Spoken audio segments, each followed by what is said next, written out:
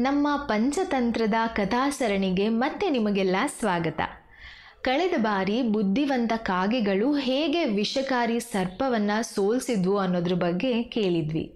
ಇವತ್ತಿನ ಕಥೆಯು ಅತ್ಯಂತ ಜನಪ್ರಿಯ ಪಂಚತಂತ್ರ ಕಥೆಗಳಲ್ಲಿ ಒಂದು. ಇದು ಬುದ್ಧಿವಂತಿಕೆಯು ಶಕ್ತಿಯನ್ನು ಹೇಗೆ ಜಯಿಸುತ್ತೆ ಅನ್ನೋದನ್ನು ತೋರಿಸುತ್ತೆ. ಇದು ಮೂರ್ಖ ಸಿಂಹ ಮತ್ತು ಬುದ್ಧಿವಂತ ಮೊಲದ ಕತೆ. ಒಂದು ದಟ್ಟವಾದ ಕಾಡಲ್ಲಿ ಒಂದು ಕ್ರೂರ ಸಿಂಹ ವಾಸ ಮಾಡ್ತಾ ಇತ್ತು. ಪ್ರತಿದಿನ ಅವನು ಪ್ರಾಣಿಗಳನ್ನು ಬೇಟೆ ಮಾಡ್ತಿತ್ತು. ಕೆಲವೊಮ್ಮೆ ಜಿಂಕೆ, ಕೆಲವೊಮ್ಮೆ ಹಂದಿ, ಇನ್ನು ಕೆಲವೊಮ್ಮೆ ಮೊಲವನ್ನು ಕೂಡ ಬೇಟೆ ಮಾಡ್ತಿತ್ತು. ಅದು ತನ್ನ ಊಟಕ್ಕೋಸ್ಕರ ದಿನ ಒಂದೊಂದು ಪ್ರಾಣಿಯನ್ನು ಕೊಂದು ತಿಂತಾ ಇತ್ತು. ಕಾಡಲ್ಲಿದ್ದ ಎಲ್ಲ ಪ್ರಾಣಿಗಳಿಗೆ ಭಯ ಶುರು ಆಯಿತು. ಅವರ ಸರ್ದಿ ಯಾವಾಗ ಬರುತ್ತೋ ಏನೋ ಅಂತ ತುಂಬ ಭಯದಲ್ಲಿ ಜೀವನ ಮಾಡ್ತಾ ಇದ್ವು. ಕೊನೆಗೆ ಒಂದ್ಸಲ ಎಲ್ಲ ಪ್ರಾಣಿಗಳು ಒಟ್ಟುಗೂಡಿ ಮೀಟಿಂಗ್ ಮಾಡಿದ್ವು. ಇದು ಹೀಗೆ ಮುಂದುವರೆದ್ರೆ ನಮ್ಮಲ್ಲಿ ಯಾರೂ ಬದುಕುಳಿಯಲ್ಲ. ಸಿಂಹದ ಜೊತೆ ಒಂದು ಒಪ್ಪಂದ ಮಾಡ್ಕೊಂಡ್ಬಿಡೋಣ. ಪ್ರತಿದಿನ ಒಂದು ಪ್ರಾಣಿಯನ್ನು ಆಹಾರವನ್ನಾಗಿ ನಾವೇ ಸ್ವಇಚ್ಛೆಯಿಂದ ಬರ್ತೀವಿ. ಆದರೆ ಸಿಂಹ ಮಾತ್ರ ಕಾಡು ಒಳಗೆ ಯಾವ ಪ್ರಾಣಿಯನ್ನು ಬೇಟೆ ಮಾಡಿ ತಿನ್ನಬಾರ್ದು ಅಂತ. ಅದಕ್ಕೆ ಸಿಂಹ ಕೂಡ ಒಪ್ಕೊಳ್ಳುತ್ತೆ. ಅವತ್ತಿನಿಂದ ಪ್ರಾಣಿಗಳು ಸರದಿಯಂತೆ ಪ್ರತಿದಿನ ಅವುಗಳಲ್ಲಿ ಒಂದು ಪ್ರಾಣಿ ಸಿಂಹದ ಗುಹೆಗೆ ಹೋಗ್ತಾ ಇತ್ತು. ಒಂದಿನ ಒಂದು ಸಣ್ಣ ಮೊಲದ ಸರದಿ ಬಂತು. ಪ್ರಾಣಿಗಳು ಮೊಲದ ಬಗ್ಗೆ ಬೇಜಾರು ಮಾಡ್ಕೋತಾ ಇದ್ವು. ಆದರೆ ಆ ಧೈರ್ಯಶಾಲಿ ಪುಟ್ಟ ಜೀವಿ ಮುಗುಳ್ನಾಗ್ತಾ ಹೇಳ್ತು, ಚಿಂತೆ ಮಾಡಬೇಡಿ ಸ್ನೇಹಿತರೆ, ಈ ಭಯವನ್ನು ಒಂದೇ ಸಲ ಕೊನೆಗೊಳಿಸೋದು ಹೇಗೆ ಅಂತ ನನ್ನ ಹತ್ರ ಒಂದು ಉಪಾಯ ಇದೆ ಅಂತ ಹೇಳುತ್ತೆ. ಸಿಂಹಕ್ಕೆ ಆಹಾರವಾಗಿ ಹೋಗಬೇಕಿದ್ದ ಮೊಲ ಬೇಗ ಬೇಗ ಹೋಗೋ ಬದಲು ತುಂಬ ನಿಧಾನಕ್ಕೆ ಹೋಗ್ತಾ ಇರುತ್ತೆ. ಬೇರೆ ಪ್ರಾಣಿಗಳು ಹೋಗ್ತಿದ್ದ ಸಮಯಕ್ಕೆ ಹೋಲಿಸ್ಕೊಂಡ್ರೆ ಇದು ತುಂಬ ತಡವಾಗಿ ಸಿಂಹದ ಗುಹೆಯನ್ನು ತಲುಪುತ್ತೆ. ಸಿಂಹಕ್ಕೆ ಪೂರ್ತಿ ಕೋಪ ಬಂದಿತ್ತು.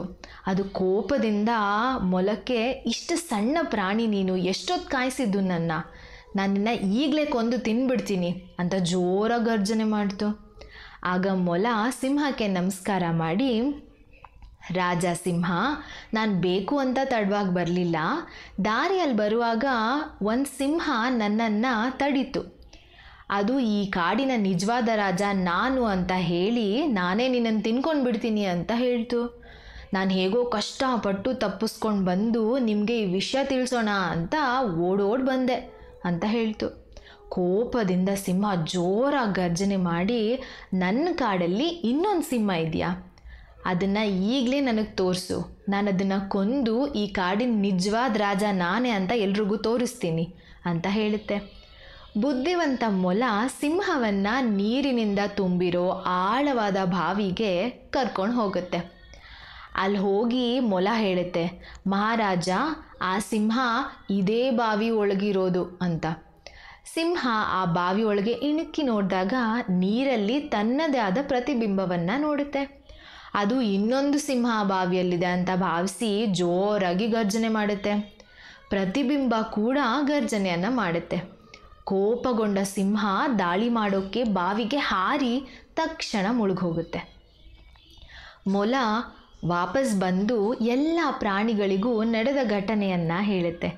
ಎಲ್ಲ ಪ್ರಾಣಿಗಳು ಸಂತೋಷದಿಂದ ಕುಣಿದಾಡ್ತಾ ಇರುತ್ತೆ.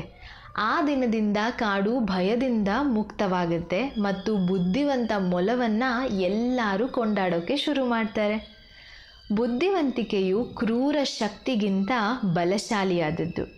ಚಿಕ್ಕ ಪ್ರಾಣಿ ಕೂಡ ಬುದ್ಧಿವಂತ ಚಿಂತನೆಯಿಂದ ಬಲಿಷ್ಠ ಶತ್ರುವನ್ನು ಜಯಿಸಬಹುದು. ಇದಾಗಿತ್ತು ಪಂಚತಂತ್ರ ಕಥೆಯ ಮೂರ್ಖ ಸಿಂಹ ಮತ್ತು ಬುದ್ಧಿವಂತ ಮೊಲದ ಕತೆ. ಬುದ್ಧಿ ಮತ್ತು ಬುದ್ಧಿವಂತಿಕೆಯು ಹೆಮ್ಮೆ ಮತ್ತು ಹಿಂಸೆಯನ್ನು ಹೇಗೆ ಸೋಲಿಸಬಹುದು ಅನ್ನೋದನ್ನು ಈ ಕತೆ ನಮಗೆ ತಿಳಿಸುತ್ತೆ. ನಮ್ಮ ಮುಂದಿನ ಕಥೆಯಲ್ಲಿ ಇನ್ನೂ ಕುತೂಹಲಕಾರಿ ಬುದ್ಧಿವಂತ ಕಥೆಗಳನ್ನು ಕೇಳೋಣ. ಹೀಗೆ ಬಹಳಷ್ಟು ಕಥೆಗಳನ್ನು ಕೇಳೋದಕ್ಕೆ ನಮ್ಮ ಚಾನಲಿಗೆ ಸಬ್ಸ್ಕ್ರೈಬ್ ಆಗಿ. ಹಾಗೆ ಈ ಕತೆ ಬಗ್ಗೆ ನಿಮ್ಮ ಅಭಿಪ್ರಾಯವನ್ನು ಕೂಡ ಕಮೆಂಟ್ ಬಾಕ್ಸ್ ಮೂಲಕ ನಮಗೆ ತಿಳಿಸಿ. ಮುಂದಿನ ಕಥೆಯೊಂದಿಗೆ ಮತ್ತೆ ಭೇಟಿಯಾಗೋಣ. ಧನ್ಯವಾದಗಳು.